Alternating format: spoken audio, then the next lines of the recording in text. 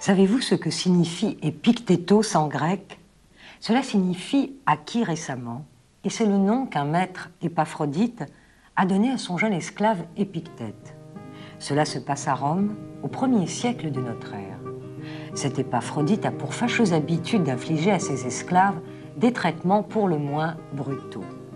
Un jour, alors qu'il s'amuse à tordre la jambe du jeune Épictète, celui-ci, tout sourire, lui dit paisiblement « Tu vas me casser la jambe. » Bien sûr, la jambe se casse, et Épictète ajoute, sans se départir de son sourire, « Je te l'avais bien dit, la voilà cassée. » Un surhomme, cet Épictète?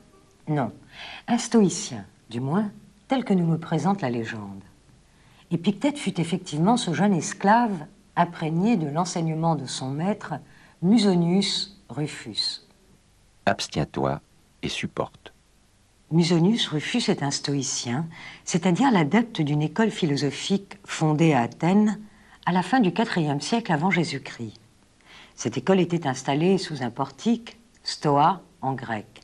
Les philosophes réunis là seront donc appelés les philosophes du portique ou les stoïciens.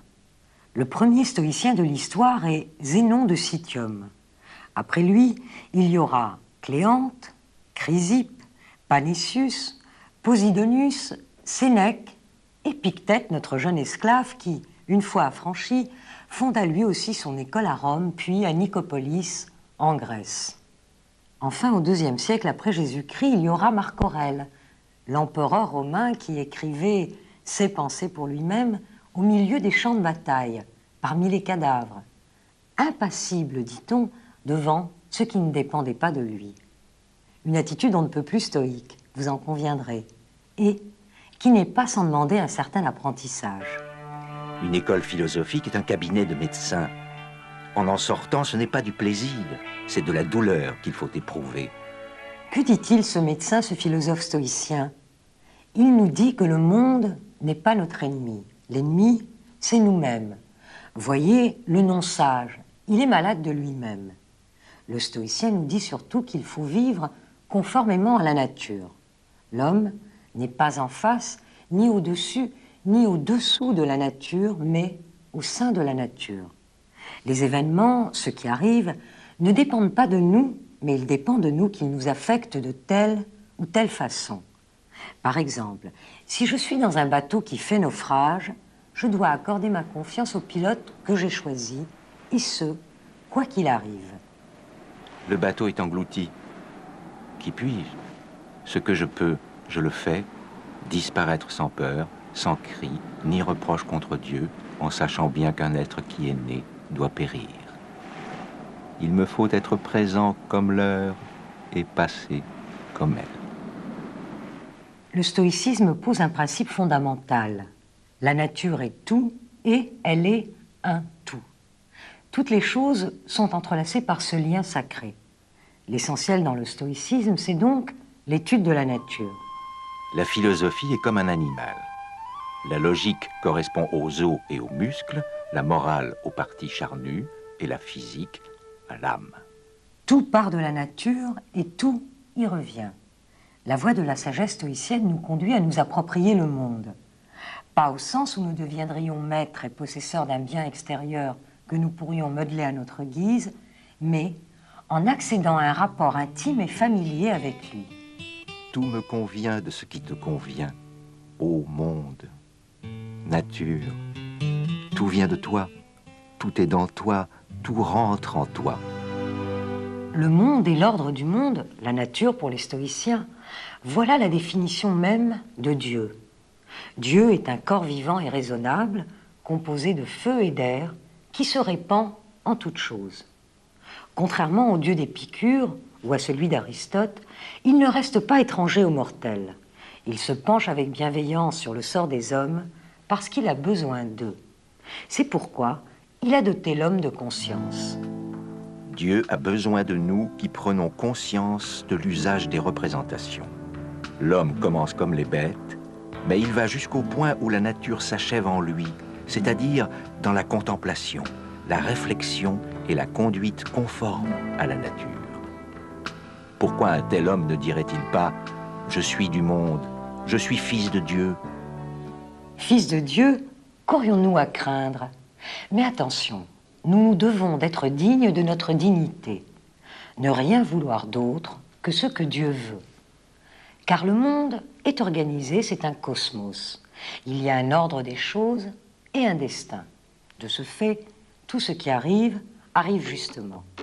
Tu es une parcelle de Dieu. Tu portes un Dieu et tu l'ignores, malheureux. Pour les stoïciens, le destin n'est pas comme chez les tragiques grecs une justice vengeresse, ni comme chez Platon une force transcendante au monde. Le destin donne à chacun sa part, comme un maître de maison ou un metteur en scène qui distribue les rôles. À nous de jouer et de bien jouer notre rôle propre. Donc, il n'y a pas à s'inquiéter. Les dieux sont bienveillants et providentiels.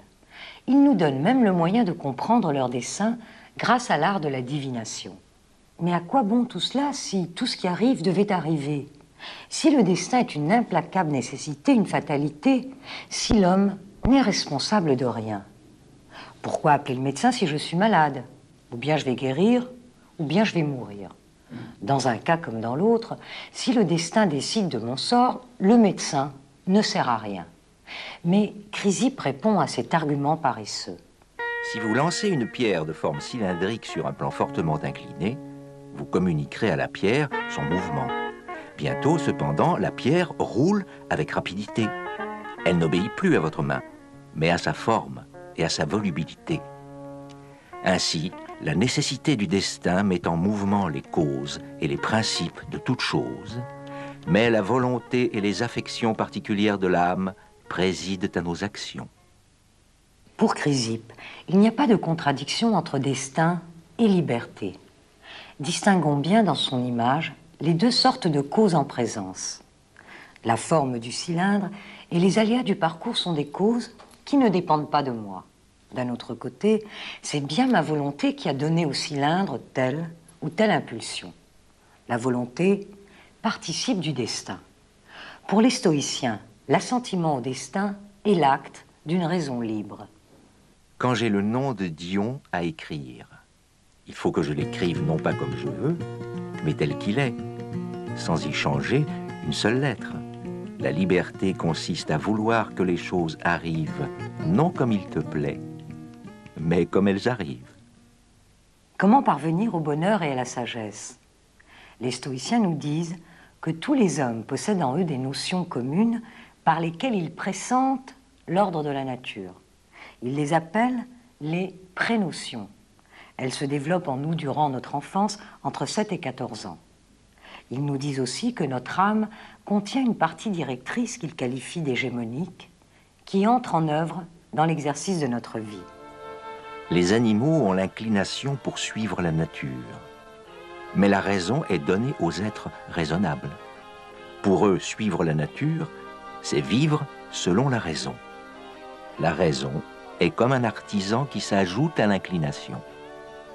Donc, la nature nous a dotés d'un guide intérieur, d'un génie propre certes, mais nous n'avons pas la science infuse. C'est que la connaissance a ses degrés. Le premier est celui des représentations imprimées en nous par le monde sensible, comme les empreintes qu'une bague produit dans la cire. Le deuxième est celui de l'assentiment que nous pouvons aussi bien donner à des représentations fausses qu'à des représentations vraies. Le troisième est celui de la compréhension. Mais seul le 4e degré marque la véritable réussite de la pensée, c'est le degré de la science. Zénon montrait sa main ouverte, les doigts étendus. Voici la représentation. Puis il contractait légèrement les doigts. Voici l'assentiment. Puis il fermait la main et serrait le poing en disant « Voici la compréhension ».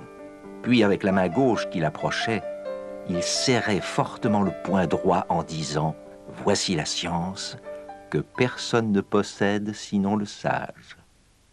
Le sage est celui qui sait ce qu'il veut être et qui le fait. Bien entendu, sur la voie qu'il s'est tracée, il rencontre des ennemis. Ainsi les passions. Les passions sont des erreurs de jugement, des mouvements sans mesure qui déséquilibrent et tyrannisent l'âme en la livrant à des excès contraires à la nature. Jamais le sage ne s'y abandonne. Les passions sont autant de maladies de l'âme qu'il est en notre pouvoir de guérir, qu'il faut combattre. Le mal n'est pas nuisible. Il est nécessaire pour être combattu et vaincu. Exerce-toi à t'abstenir d'une fille. Un combat entre une jolie fille et un philosophe débutant est un combat inégal. Mais un jour, à titre d'épreuve, tu trouveras toi-même l'occasion d'affronter le combat pour savoir si tu es encore vaincu par tes représentations. Cela ne signifie pas qu'il faille nécessairement se tenir à l'écart des autres. Agir raisonnablement, remplir son office, c'est d'abord vivre conformément aux devoirs relatifs aux circonstances et au temps, assurer ses responsabilités familiales ou exercer une fonction. Agir raisonnablement, c'est aussi régler sa vie selon des préceptes et prendre le chemin de la vertu.